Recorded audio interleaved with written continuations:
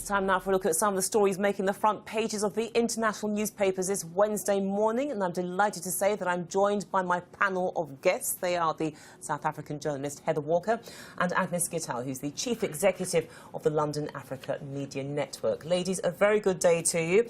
And Heather, we're going to start with you, and you're gambling.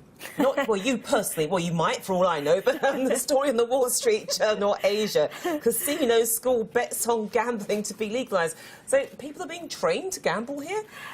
Not necessarily people, but people interested in becoming part of the industry in Japan. Interestingly, the industry is not legal in Japan yet. It's not legal to gamble. I'm not sure whether the Japanese are big gamblers. I think the Chinese are quite big gamblers, but I'm not sure about Japanese, whether it will actually take off. But now, this man, Masayoshi Oiwani, decided a few years ago that he was hoping gambling would become legalized. So the story is about him training up people to become, you know, blackjack players and croupiers and things like that in the casino. And it looks like legalized gambling could become a reality soon if Prime Minister Shinzo Abe's pro-growth agenda goes forward. He's promised to back a casino bill in the coming parliamentary session. So he might actually, this man's work in training people to gamble might pay off. So a potential new industry there for Japan. Exactly. Agnes, let's move on to your choice. Now, you've gone for This Day. This is the Nigerian newspaper, the best-selling daily on the continent. And the story that you have gone with, well, it really speaks for itself. Health Minister, Nigeria now has one active Ebola case. Yeah, that's an interesting one for me. The fact that all the last couple of months we've been hearing about Ebola taking the upper hand in the western part of Africa. But to see the success of Nigerian government being able to contain Ebola is quite interesting for me.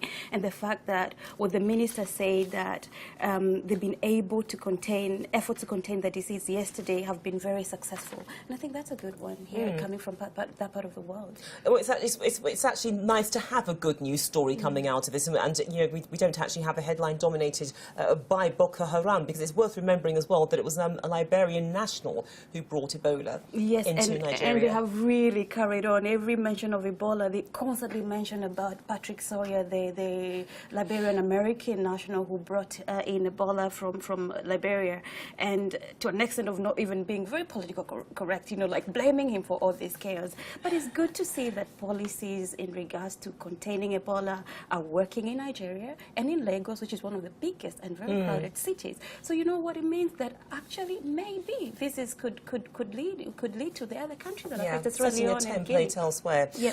Okay, Heather, let's move on to your choice. So you've gone from gambling to being galactic. You've gone back to the Wall Street Journal Asia. The headline: Space Junk, New Tactics to Curb Risk. Yeah, it's gone galactic at this point. It may sound like something you see in a movie like Gravity, as the story mentions. Space junk has become a real-life worry, where a storm of, you know, in the movie, a storm of debris rips through a spacecraft in orbit. But in actual fact, they say that that space junk, that could be bits of tools dropped by astronauts, shattered pieces of ones from the space obsolete station. rockets, that flying through space at speeds of about 17,500 miles an hour, which is insane speed. Hitting flicks of paint, apparently. Hitting spacecrafts, tiny flicks of paint.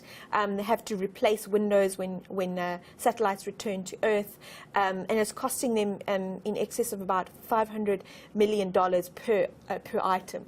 So this is actually a massive problem for all countries involved in anything you know, space related. And they've decided to use optical and laser tracking technology.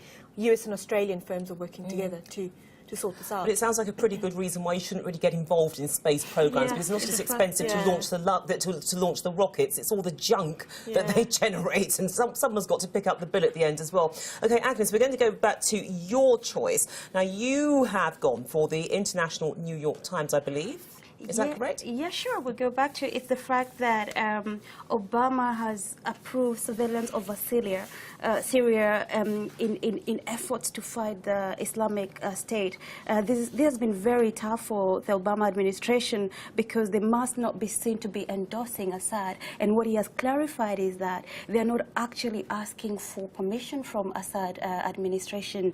But listening to the news yesterday, Foreign Minister for Syria has said that any attacks, any airstrikes in Syria or over Syria must be coordinated from Syria. And that's very difficult for the international community because they don't want to be seen to be working with Assad, who has been blamed for gassing his own people, basically. But the point that I raised with John Cookson a few moments ago as well is President Assad really in the position where he can call the shots? Because the bottom line is that he needs help from outsiders to actually deal with the IS risk, which was incubated in his backyard. Yeah, absolutely. And the reason why these people had a free for the Islamic State had a free for it's because of the chaos that he started himself. And you know, I'm wary the fact that the international community is acting on it right now. These airstrikes should have been performed ages ago when crisis in Syria started.